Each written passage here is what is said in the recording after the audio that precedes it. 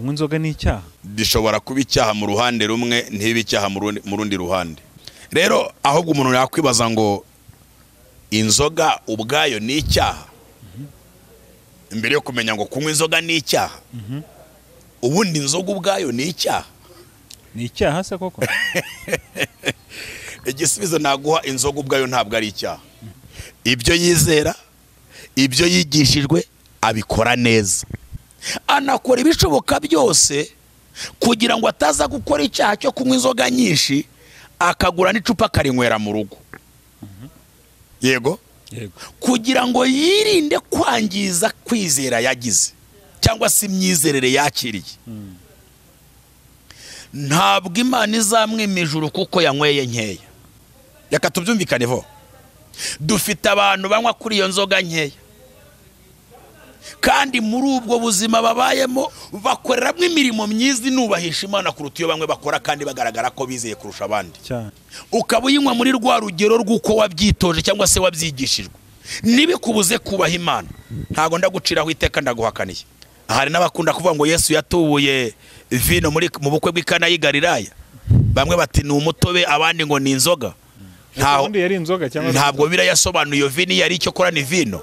Ntabwo nari mpari muri ubwo bukwe, ugasanga ntanywa inzoga ariko yuzuye itiko. Reka nkubwire vo, aho kugira ngo nuzure gusharira n'urwango n'umujinya no kutagira imbabazi n'ubuhemu n'ubugambanyi, nayinywa bikagira inzira. Nge nkubwiza ukuri, nayinywa bivuga ngo umugore ufite umugabo wisomera agacupa nubwo yakijijwe ariko niyibuke ko umugabo yisomera agacupa, niyibuke kwanywa inzoga nakamutuma kamuzanire. Nutekereza ibirori cyane cyane ubukwe, tekereza Makita Design. Tubafitiye ihema rinini cyangwa se big tent ishobora kwakira abantu bagera ku 1000.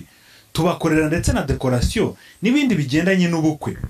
Makita Design ni ahantu heza hatuje ushobora gukorera ibirori byawe mu mutekano wose. Dukorera Kimironko munsi ya Beka, utambitse aho bita kuri Viziyo. Makita Design niho naguhitiramo pe. Reka nongere ngushimire dukurikiye ku Isezerano TV. Ni by'agaciro gakomeye cyane kuba ugarutse kubana natwe, kandi turagushimira kuba warahisemo isezerano ugahitamo kudukurikira, ugahitamo kurikira ibiganiro byacu. Kandi nkwibutse ko ariho dutera imbaraga no kuri zo komeza gukora ibi biganiro, kuko tubikoze ntubirebe cyangwa se ntimubirebe ntago natwe twagaruka ahangaha. Ariko kuko mubireba natwe niyo mpamvu tuba turi ahangaha kugira ngo dukomeze tubashake ibiganiro nk'ibi ngibi, tubazaniye abagabo b'Imana nk'aba ngaba kugira ngo bagire ibyo babasangiza, yaba mu buryo bw'ibiganiro cyangwa se mu buryo bw'ijambo ry'Imana, ariko byose n'ubundi bigamije kubaka ubwami bw'Imana. Reka twishimire kwakira none Baptiste, twishimiye kongera kubana nawe ku Isezerano TV. Murakoze cyane, ndanezerewe nanjye kongera kubana namwe ku Isezerano TV. Amahoro n'imigisha ava ku mwami wacu Yesu bibane namwe. Amen, amen. Kandi bakunze b'Isezerano TV rwose ndabasuhuje. Imana y'amahoro nikomeje kubaneza muri byose. Asante sana. Amen. Muratangaza iki muri iyi minsi? Ikintu dutangaza nuko Yesu ari ku ngoma kandi akiri umwami w'amahoro. Yego. Yango n'ubundi nicyo gikuru, kuba Yesu akiri umwami, akiri ku ngoma. Yego. Nk'umukristo bingira ngo ni iby'agaciro gakomeye cyane kuba umuntu akomeza kubihamya. Yego. Aha. Reka dutangize ikiganiro cyacu n'isengesho. Udufashe mu isengesho. Mana, turagushimiye kubw'uyu mwanya mwiza uduhaye kugira ngo tuganirire hano ku Isezerano TV. Turasenze kugira ngo Umwuka Wera abe hagati muri twe, atubere umuyobozi n'umujyanama. Imbabazi zawe ziganze ubugingo bwacu, ntabare twebwe ahubwo izina ryawe abari ryo rihabwe cyubahiro. Nunyemerere ibiganiro tugiye kugirana bibe mu bwenge kandi bibe mu kuri kandi bibe mu rukundo, bibe mu ijambo ryawe ryera, kandi Umwuka Wera biherekeze kugira ngo ababikurikira bashe kubungura ubwenge, babashe kugira isumbwe ku byo kwizera. Amahoro yabatwarire muri twe none n'iteka ryose mu izina rya Yesu. Amen. Amen. Uyu munsi hari ingingo ushaka ko tuza kuganiraho. Hari ibintu abantu benshi usanga babijyaho impaka. Yego. Ariko uyu munsi ndifuza ko tuza kuganira kuri sije ivuga ngo ese kunywa inzoga ni icyaha? Uyu munsi hari amadini abyemera, hari amadini atabyemera, kandi ugasanga twese duhuriye kuri Bibiliya. Yego. Uyinywa akakwereka impamvu kuyinywa nta cyaha kirimo. Utayinywa nawe afite impamvu ze. Ndashaka tuze kwitsa aho ngaho. ese mu magambo make kunywa inzoga ni icyaha?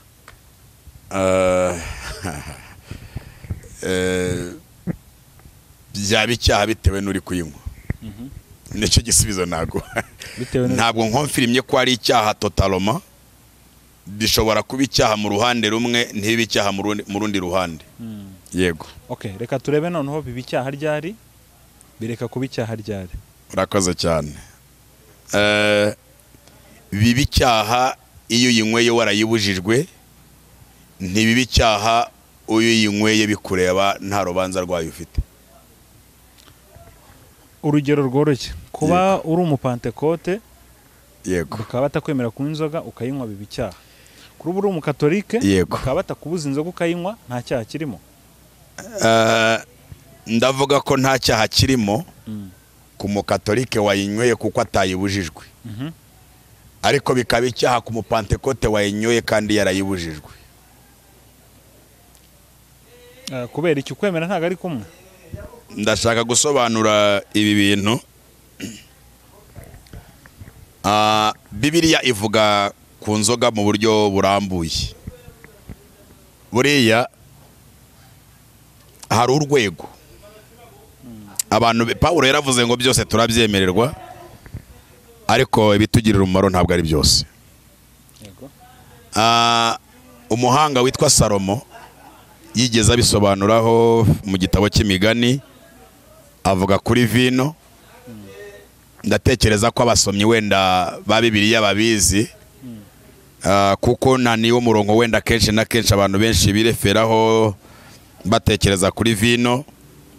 Nko mu gice cya 20 cy'imigani, murongo waho wa mbere haravuga ngo vino ni umukobanyi, inzoga zirakubaganisha, ushukwa nazo ntagira ubwenge. Uyu murongo yatubakiyeho dutyo, vino ni umukobanyi. Ariko se vino ikobana gute?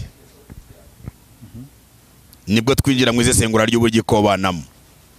Iyo ibaye umukobanyi, vino igira uruhare mu kwangiza cyangwa se mu kwica imitekerereze n'imikorere ya benshi bazinywa birengeje urugero.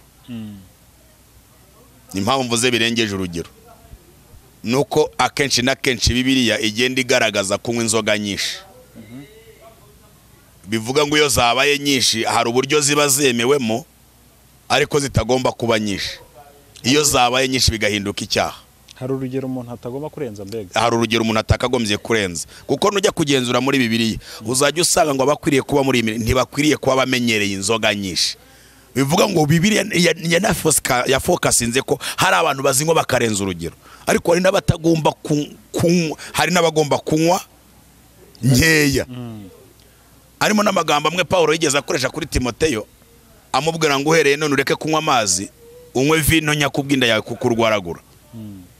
Ariho bamwe bakunda kuvuga ko kubwinda yakunaniye, ariko muri Bibiliya ntago handitse yakunaniye, abo unywe vino nke kubwinda yawe kukurwaragura. Ariko iyo usomye amagambo akurikiyeho hepfo ahita avuga ngo ibyaha by'abantu bamwe bigaragara hakiri kare, ariko iby'abandi bigaragara hanyuma. Ibyo rero ntago ndi bubyinjiremo cyane, ariko ndashaka kuvuga kuki.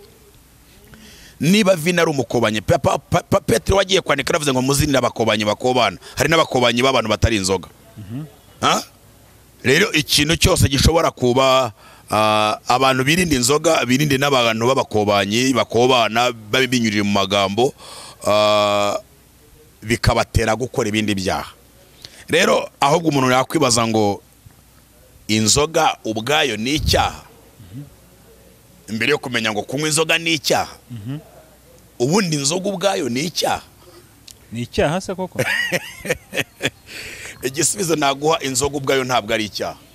Nge niko mbyumva, ariko ntihagire untonganyiriza ibitekerezo byanjye.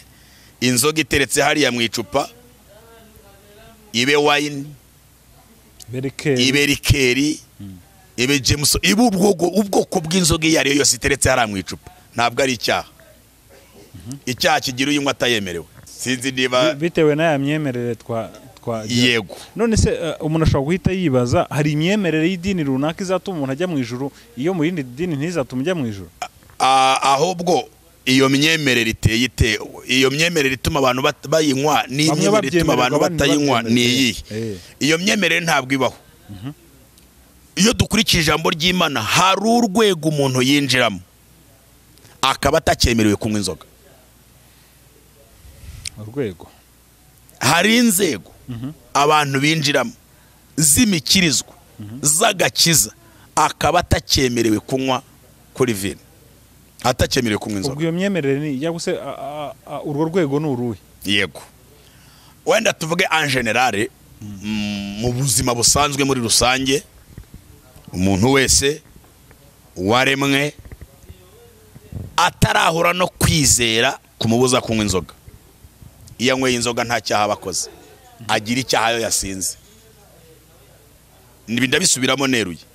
Umuntu wese utaragera ku rwego rw'agakiza rwo kwakira agakiza kamubuza kunywa inzoga, iyo ayinyoye nta cyaha bakoze, akora icyaha iyo yasinze. None se agakiza kakubuza kunywa inzoga n'agakiza katakwemera kunywa inzoga, kakwemera kunywa inzoga, ako gakiza kameze gate? Turaza kwifashisha Bibiliya kugira ngo tuze kubyumvikanaho neza, bitaza guhinduka nk'ikiganiro cy'amagambo. Ndatekereza n'umuhanuzi umwe wabyanditse witwa Ezekiyeli, igice cya 44 umurongo wa 21. Yaravuze ngo ntihakagire uwo mu batambyi unywa inzoga igihe bagiye kwinjira mu rugo rw'imbere. Ugiye gusoma aya magambo, rimwe na rimwe wavuga ko hari igihe bazinywaga, ariko bakazibuzwa bagiye kwinjira mu rutambira imbere. Ariko iyo dusomye Bibiliya neza tukinjira mu nzandiko za Paulo, uburyo yagiye ahugura abantu n'abagiye kwinjira mu nshingano z'umurimo w'Imana, umuntu ukwiriye umwepiskopi. Wenda reka dusome muri Tito kugira ngo bize kumfasha kuvuga neza icyo nshaka gusobanura kuri iki kintu mbajije ikibazo ntari niteguye cyane, ariko nanone ntago nava imbere yawe ntagisubije kandi narasomye ibyanditswe byera. Tito igice ni cya mbere umurongo wa 7 yaravuze ngo kuko umwepiskopi akwiriye kutabaho umugayo. Buri kumva ntabwo ari kunywa inzoga gusa, ntakwiriye kubaho umugayo kuko nkuko bikwiriye igisonga cy'Imana, kandi ntakwiriye kuba ikigenge cyangwa ikirara cyangwa umunywi w'inzoga cyangwa umunyarukoni cyangwa uwifuza indamu mbi. Aba bepiskopi ni aba bishops n'abashumba. Nta muntu w'umushumba weguriwe umurimo w'ubushumba ukwiriye kuba atari inyangamugayo, akwiriye kuba ari umuntu w'ikigenge, ukwiriye kuba ari umuntu w'ikirara. Nubona umuntu w'ikirara yiyita apotre, yiyita bishop, yiyita pastor, akaba ari ikirara, uwo muntu ntabwo akwiriye kuba pastor. Kuko umuntu ukwiriye kuba pastor hari ibintu abagomba kuba yujuje. Ntaba ari umunyarukoni, ntaba ari ikirara, ntaba ari umunywi w'inzoga. Apana kuvuga ngo nyinshi, ntaba ari umunywi w'inzoga. Ntiyemerewe gusoma. Niyemerewe kuko yamaze kwegurirwa umurimo w'ubutambyi. Rero abantu bamaze kwegurirwa umurimo w'ubutambyi binjiye mu bwiru bwa Kristo, ntibabemerewe kuzinywa. Iyo bazinywe bakoze icyaha. None se reka tugaruke twifashisha ingero z'amadini. Yego. Wanyemere ko umukatolike kuba yanywa iyo nzoga nta kibazo kirimo kuko idini rye rirabimwemerera? Yego. Bariya twita abamusenyeri ngira ngo nabo nibo ba bishop. Yego. Boko iyo nzoga bo bayinywa. Yego. Hari urubanza bafite se? Urakoze cyane. Ntabwo ibyeme tubonye ko Bibiliya itabyemera, ariko mbivuga. Ntabwo ndi mvuze ngo ngiye kuba mvuze ngo bafite urubanza cyangwa se bafite icyaha nabangiye kumushinja cyaha. Ahubwo igihe cyose bakoze ikintu, umuntu wese wakoze ikintu kinyuranyije na Bibiliya gihinduka icyaha kandi kimwinjiza mu rubanza. Kuko ngiye mvuze ngo yakoze icyaha nabangiye kumushinja icyaha. Ahubwo niba yinywa yareguriwe ubwo bwiro bw'Imana, akaba ari umwepiskopi, akaba anywa inzoga, akaba ari umunyarukoni, akaba ari n'ikirara, yamaze gukora icyaha kitamwemerera gukora iyo nshingano, kuko ni ku ijambo ry'Imana ribivuga. Uretse aba bishop n'aba pasiteri, hari abandi noneho batemerewe kunywa inzoga n'abandi babyemerewe? Yego. Ndavuga muri iyi sansi abantu bashobora kuba bazemerewe. nabivuze mbere umuntu utaragongana n'agakiza. none se ubwo ntituza gusanga rero abakatolike batarakizwa noneho niba ari ibyo.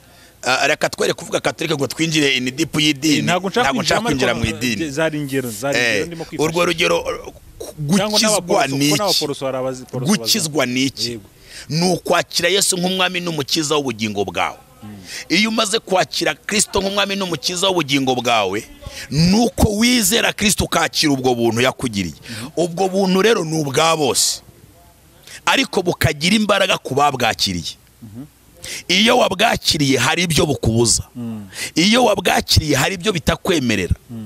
Rero umuntu ugendera mu bintu bitandukanye n'iby'ubuntu bwemera aba ataragirirwa ubwo buntu. Umuntu ugendera mu bintu bitandukanye n'icy'ubuntu bwazanye aba ataragirirwa ubwo buntu. Sinzi niba ubyumvise neza. Uyu muntu niba ari mu myizerere runaka, yemera Imana mu buryo bumwe cyangwa ubundi, agira imyizerere iteye gutyo, nuko ari byo yatojwe.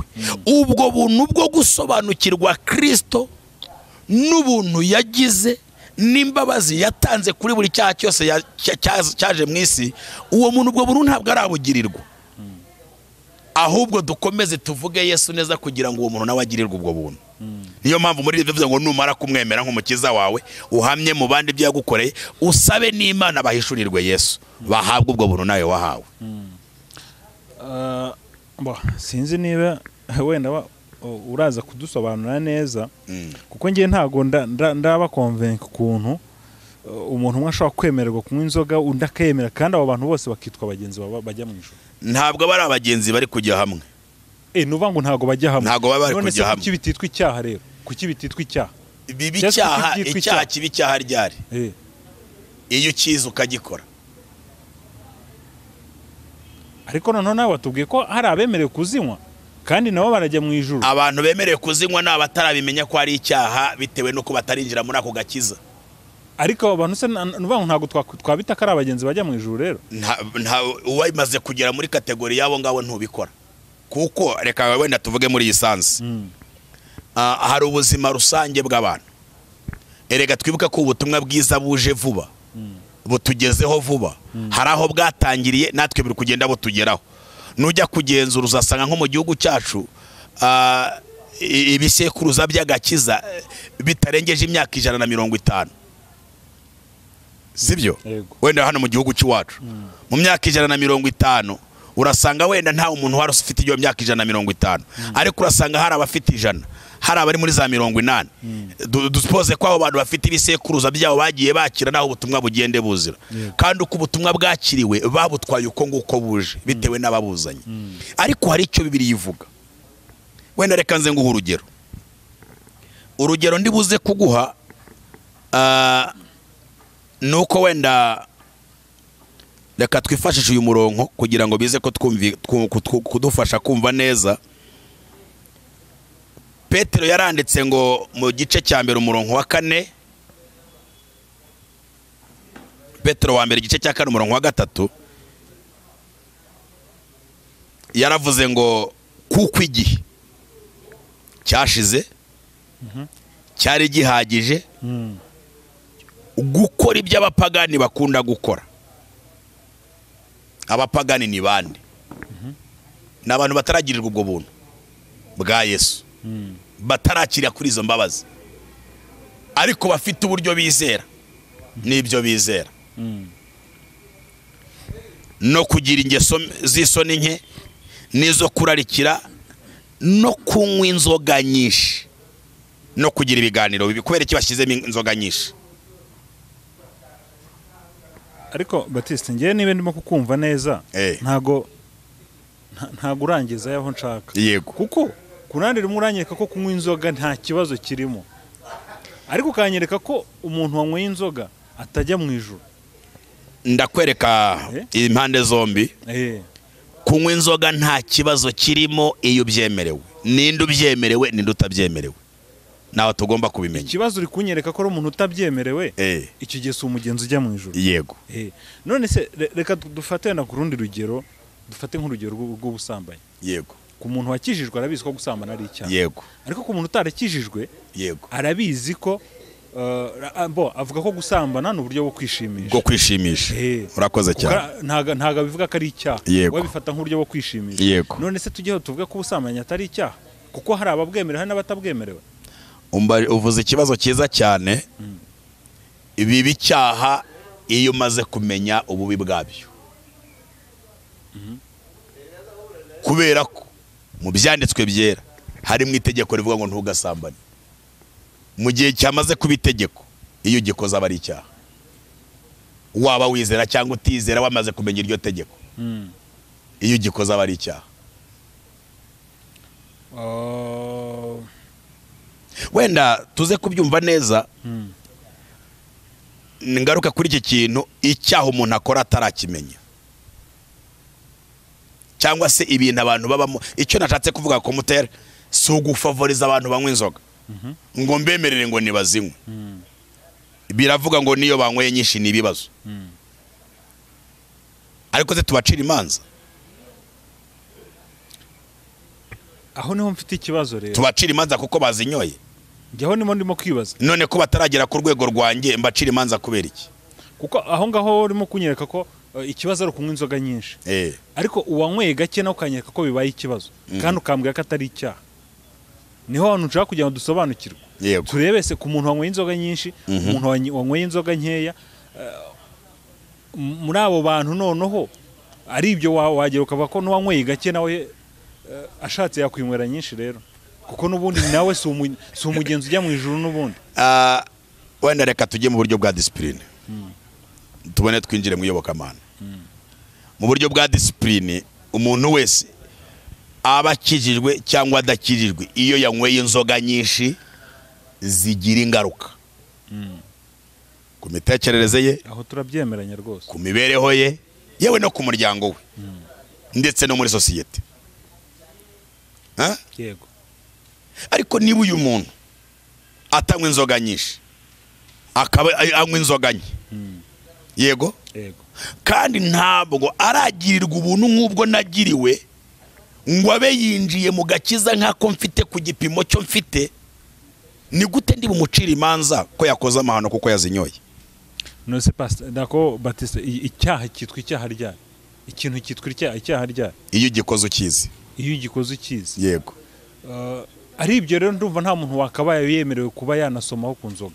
Kuko ntekeza ko niba umuntu yigishijwe ko kuba yanywa gake nta cyaha nta kibazo kirimo, icyo gihe ntekeza ko nta n'icyaha arimo, nta cyaha yakoze. Urakoze cyane, uvuze ikintu cyiza cyane. Reka twemeranye kuri ibi bintu. Ngiye kuvuga aka kantu ntihagire umuntu unyumva nabi. Umukristo wamaze kwakira Yesu nk'umwami n'umukiza w'ubugingo bwe, akaba ari mu rutonde rw'abantu ngiye kuvuga, ntabwo abyemerewe. Ariko niba atari muri uru rutonde arabyemererwa. Uti gute? Bibarwaho nk'icyaha. Ntabwo biramubera icyaha ataragera kuri uru rwego nshatse kuvuga. Wambaje ibibazo bikomeye ariko ndabigusubiza uko biri. Hari urwego ndaza kuvuga nyuma, reka manze kuri uru rwego. Agakiza ni ubuntu bw'Imana kandi butari ubw'umuntu uwo ari we wese. Imbabazi ziri muri bwa buntu. Kubw'ubwo buntu turababarirwa ibyaha byose twakoze. Hanyuma hari abantu bigishijwe ibyo kwizera. Wenda tugaruka kuri bene data wa Katolike. Mbabarira unyumve neza. Ndakumva. Ngewe niko nemera niko mbyumva. Amaze imyaka 20 mu kiliziya cyangwa 30. Akora imirimo itegetswe na kiliziya. Yego. Kandi ayikora neza. Kandi muri ko kubikora akubaha Imana nkuko yayigishijwe.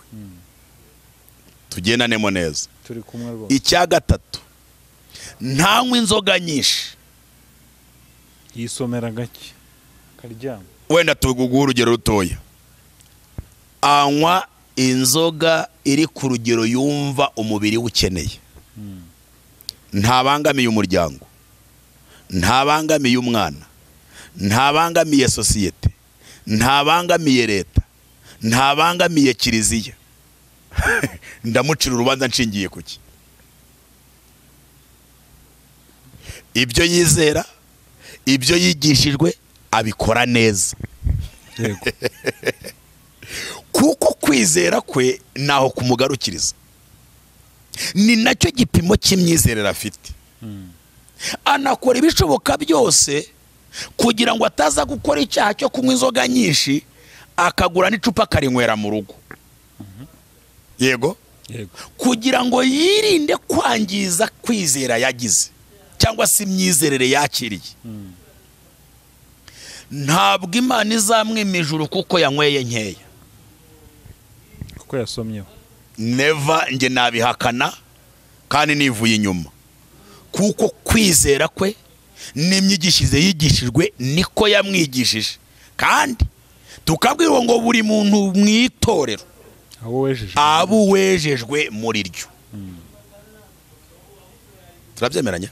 Yego. Impamvu mbikomantaho cyane nuko Bibiliya yagiye igaragaza kunywa inzoga nyinshi, ziyo byabaye nyinshi gihinduka ikindi cyaha gitewe nuko byabaye. Meme no kurya ibiryo bisanzwe ukarya byinshi ukagwa ivutu n'icyaha. Ariko noneho hari abantu bakiriye kwizera, bigishwa kureka ABCD up to Z. Mu byo bigishijwe n'inzoga irimo, baba muri uru rutonde ngiye kuvuga. No rutonde dusanga mu rwandiko Petero yanditse, nekereza ari Petero wa mbere, urwandiko rwa mbere rwa Petero, katururebe umva amagambo nshaka kuvugaho cyane. Petero yasobanuye kugira ngo abantu babe muri uku kwizera. Urwandiko Petero yanditse rwa mbere igice cya 2 umurongo wa 9, yaravuze ngo ariko twebweho. Ni bande yarashatse kuvuga? Ni bande yarashatse kuvuga? Ariko twebweho. Ni bande? Yarahereye kuri izo ntumwa zakiriye Yesu wabambwe, bagira uko bigishwa. Bamaze kwigishwa aravuga ngo twebweho turi ubwoko bwatoranijwe.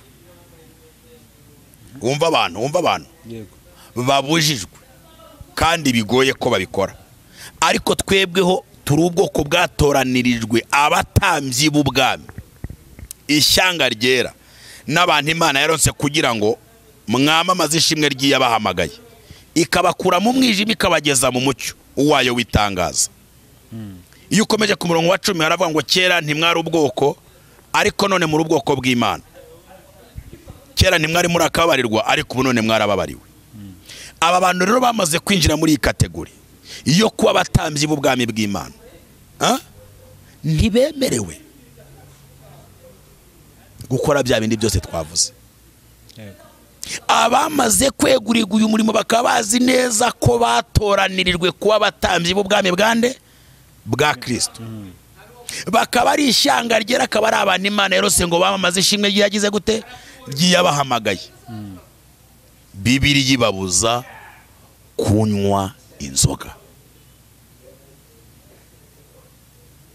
Ariko niba utarerejwe uyu murimo, ukaba uri mu idini ribikwemerera, kandi ukabikora mu buryo butuma wubaha Imana, ntago ndagucira urubanza. Icya kabiri, wenda nturagera kuri kwa kwizera kuyikubuza burundu. Nukugera uzayireka kandi ukomeze, kuko nzi neza ku rufatiro rw'Imana rugihagaze. Ikintu ndi kwanga cyane mu bintu, muri ibi bintu ndiho tuvuga, ikintu ndi kwanga cyane no kujyaginga, guca imanza. Kuko uriya muntu uri gucira urubanza ari hariya, reka tubyumvikaneho, dufite abantu banywa kuri iyo nzoga nkeya, kandi muri ubwo buzima babayemo bwo kumenya ku rugero bamenyemo bataragera ku rugero ngewe namenyemo, bakoreramo imirimo myiza inubahisha Imana kuruta iyo bamwe bakora kandi bagaragara ko bizeye kurusha abandi cyane. Bakoreramo imirimo myiza yubahisha Imana, ndetse ushobora kubafataho ingero nziza. Esikere Roma nindeka inzoga totaloma, kandi ngakora ibindi bibi bizampesha ijuru. aho niho tugiye kwibaza nari ngiye n'ubundi nari ngiye kukubaza ikibazo nka base ngiye wenda ndi mu itorero ritanyemerera kunywa yego ariko ku mutima wanjye numva ngashaka nkararikiye mvuga ngo ibindi byose ndabigerageza reka nere kuvuga ko nabyuze 100% kuko biragoye reka ariko mbivuga ariko ngerageza kwera imbuto zishoboka ariko nkavuga ni kuko aka kantu kananiye reka ngiye ngura kamwe kanywere ku buriri niryamire ntawe nanduranyijeho yaba umuryango wanjye yaba leta yaba abaturanyi yego uyu muntu niba ibindi byose are yamina aka kantu kazamubuza ijoro aka gacupa kamwe yinywera agiye kuryama kazamubuza ijoro urakoze cyane uvuze ikintu cyiza cyane ni iki gituma kanywa ese yeguriwe ububwiru bw'Imana yeguriwe uyu murimo niba yareguriwe uyu murimo uwinshingana afite zikaba zikamubuza aka kanywa kazamugiraho ingaruka ndabisubiramo niba yareguriwe uyu murimo akarenga ku nshingano cyangwa se ku itegeko rigenga abari muri uyu murimo bizamugiraho ingaruka reka twibukiranye aka kantu mu muhanda mu mategeko y'umuhanda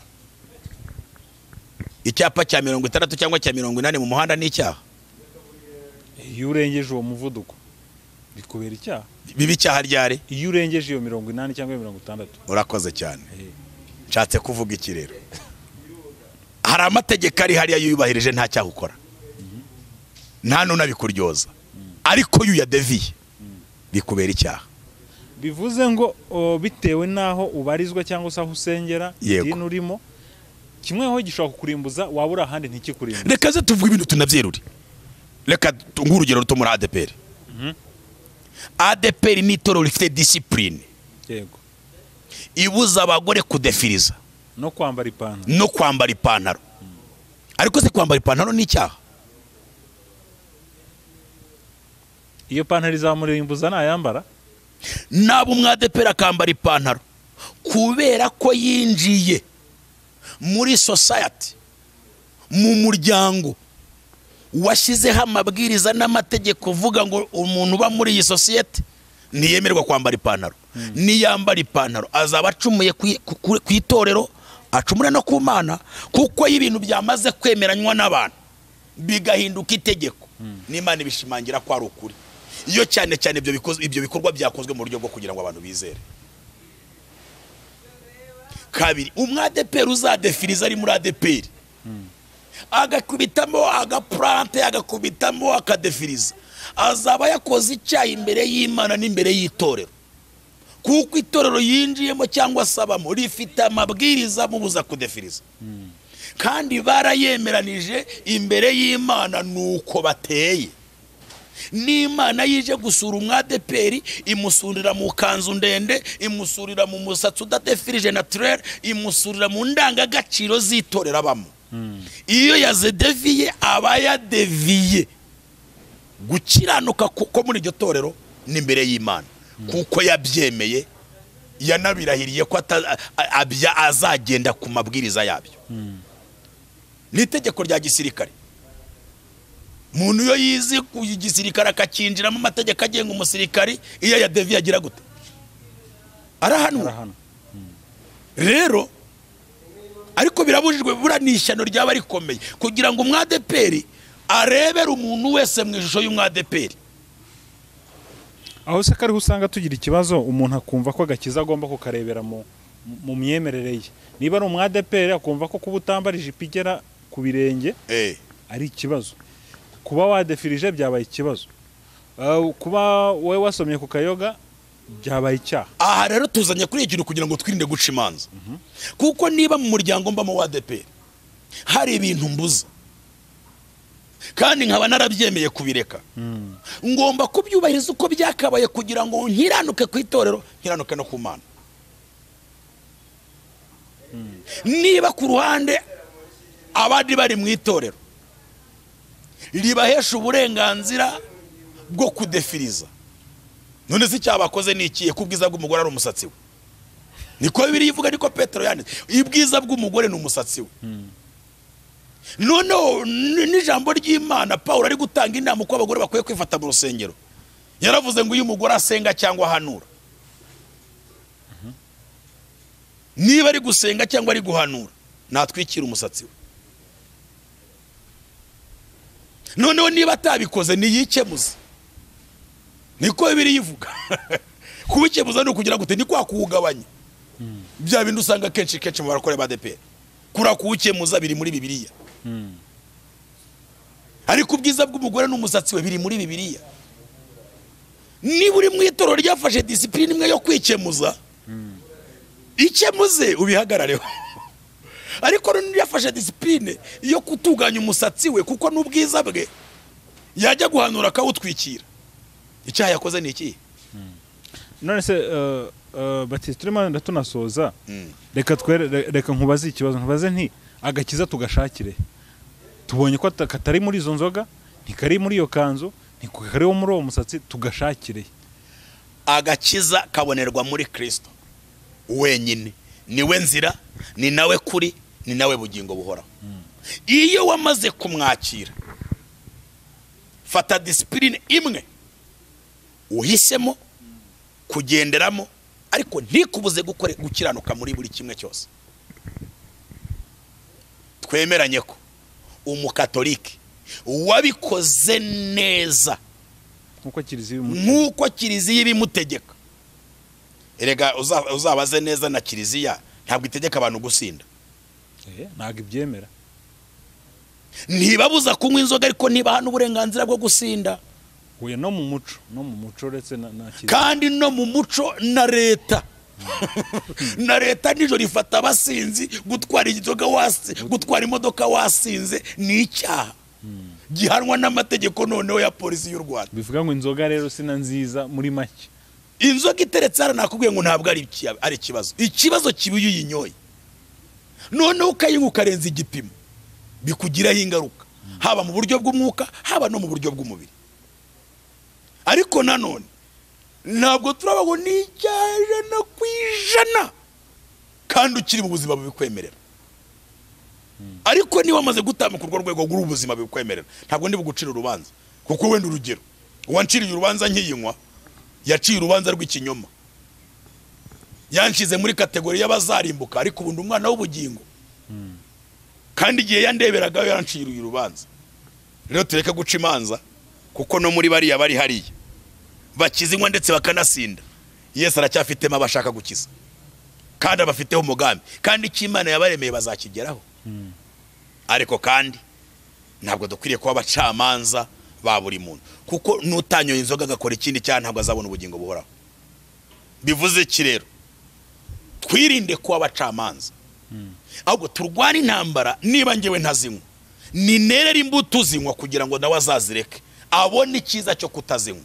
Yego. Niba nywa akanywa nyinshi, nimufashe kugabanya izanyu, agere ku gipimo tuganira yanyweye nkeya. Nzaba mufashije ikintu cy'ingenzi gishobora kuzatuma agira gutekereza gukwiye kandi kwimbitse, kwashobora kumutuma agera ku cyo agomba kugeraho, ariko nere kumucira urubanza. Yego. Hari ibintu bikunda kubaho, wenda bivugwa n'abantu bamwe cyangwa abandi bakunda kuvuga nk'ubu, kubera kwa kuba mu mitekerereze y'idini. Nk'ubu Sanze Jean Baptiste nicaye mu kabari, nicaranye n'abasinzi 5 cyangwa se abanywa inzoga 5, ugahita ikintu wihutira gukora no gufata ifoto yuko nicaye mu kabari, ati Jean Baptiste noneho asigaye anywa iza yose.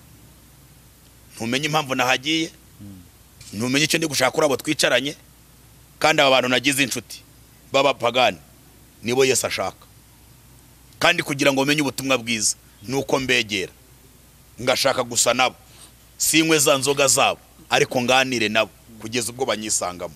Niba nyisangamo ruto nzagera ku ntego. Ese bati wa mugani nyibukije akantu, usanga abarokore tugira ikintu kimeze nko niwe nakita kwikunda cyangwa se nk'ihame. Ukumva ko umuntu niba gusuye yisomera agacupa ntago uri bukamugurira. Wewe ushaka kukamugurira, umuntu agusuye akavuga ati ngendi cyangwa usura nabizi ko yisomera agacupa.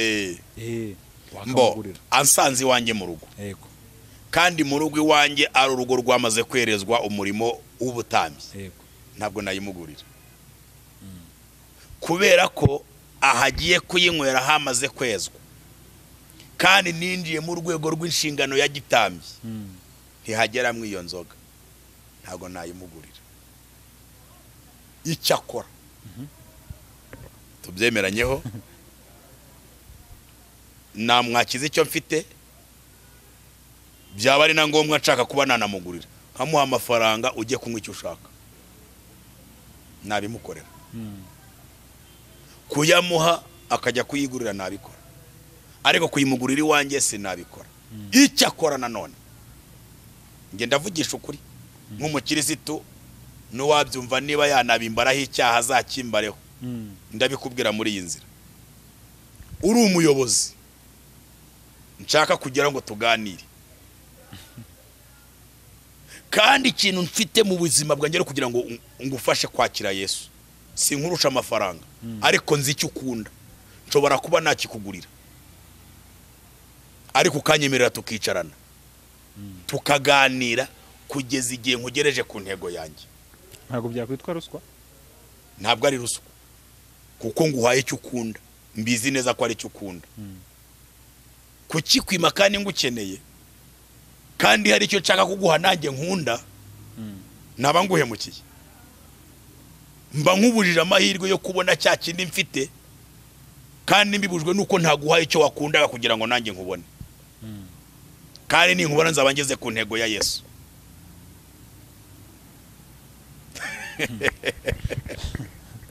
Erega Yesu yadutumye gushaka icyazimiye, cyazimiriye hese.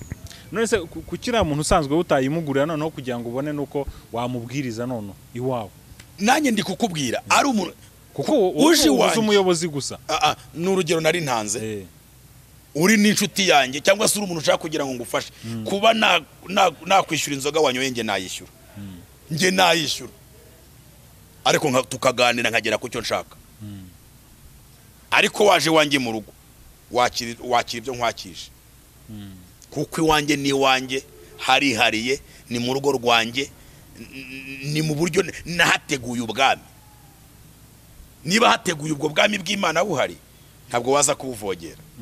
Iyo uhageze witwara nk'uko hasanze, ariko nagusanze ahandi hantu twemeranije kuganirira, ikiri ngombwa nakigukorera kugira ngo nkubone, ngere ku cyo nshaka, kandi nkaba ntakoze icyaha.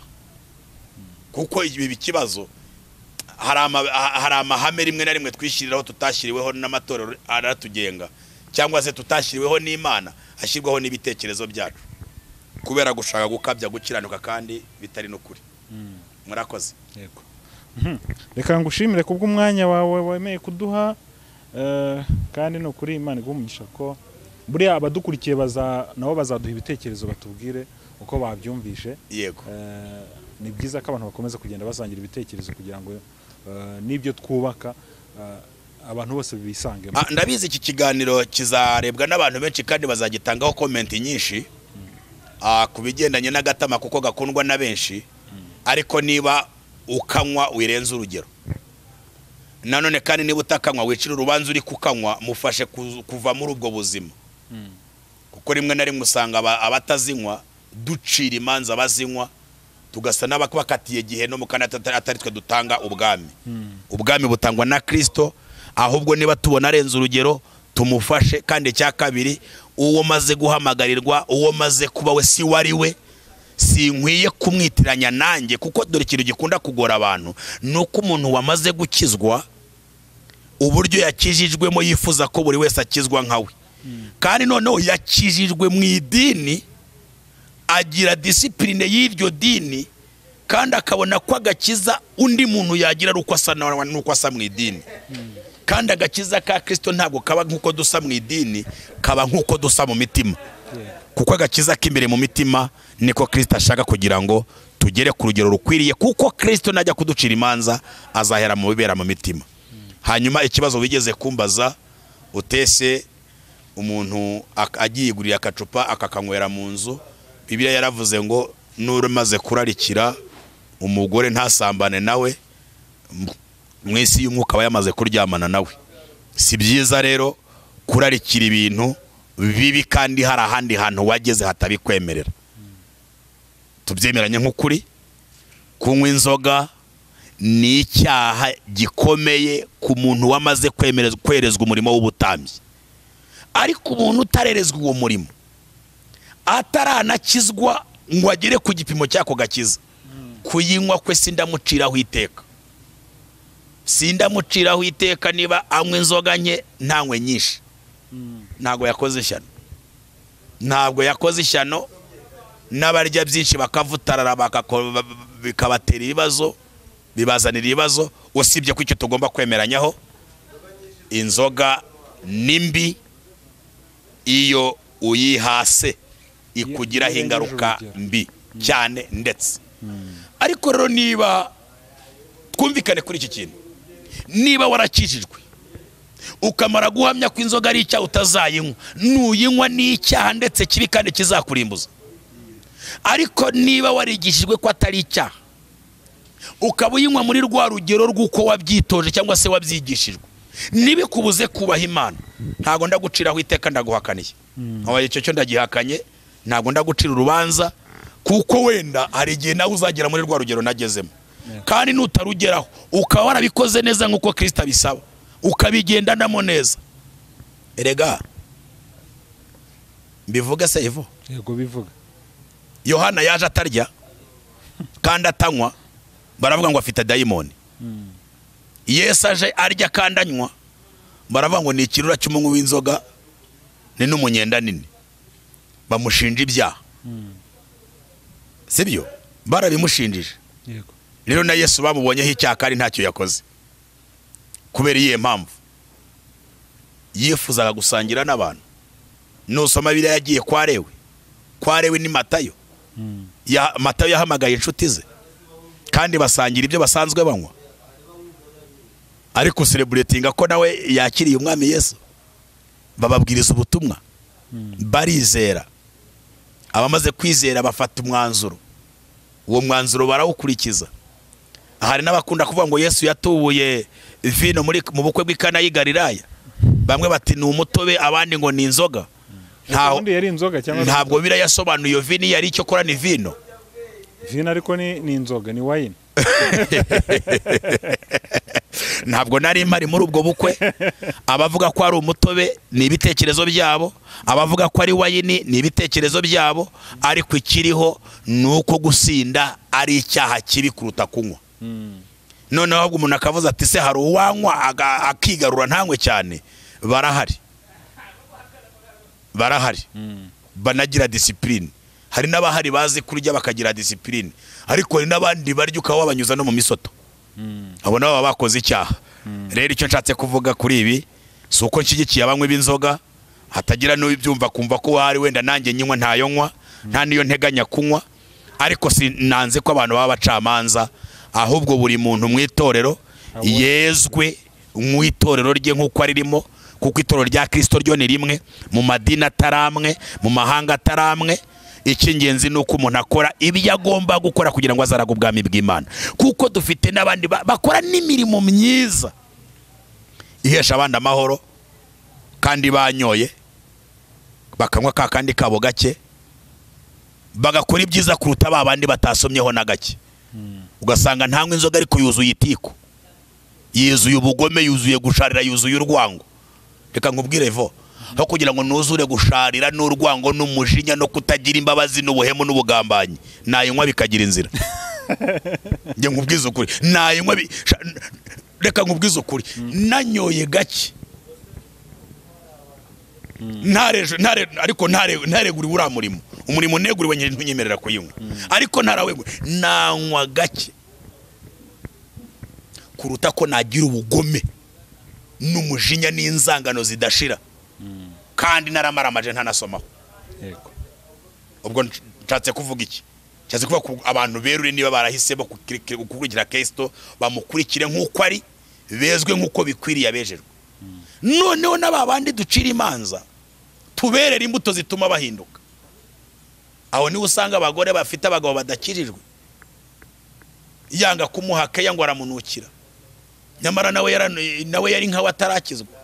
ahubwo agakiza yahawe nakamufasha kwerera imbuto wa mugabo kugeza ku gipimo abona ko ahubwo bintu yakiriye bidasanzwe kuko nawe agira inyota. Ariko bivuga ngo umugore ufite umugabo wisomera agacupa nubwo yakijijwe ariko niyibuke ko umugabo yisomera agacupa, niyibuke kwanywa inzoga nakamutuma kamuzanire.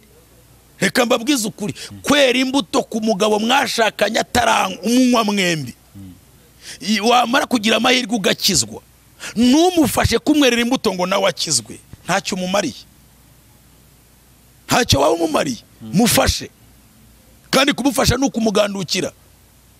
Ni wewe wayiretse. Niba wararetse inzoga ariko ntabwo waretse kumugandukira.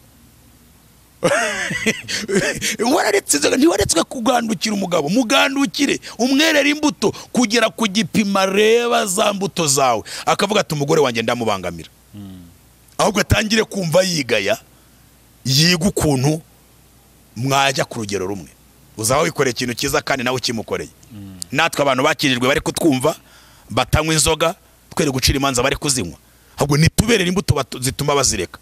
None se kumwambuye kandi utazinywa, wowe ntunywa inzoga ariko ni wowe umwambuye. Haravuga ati sinaba umurokora barekura n'amabandi.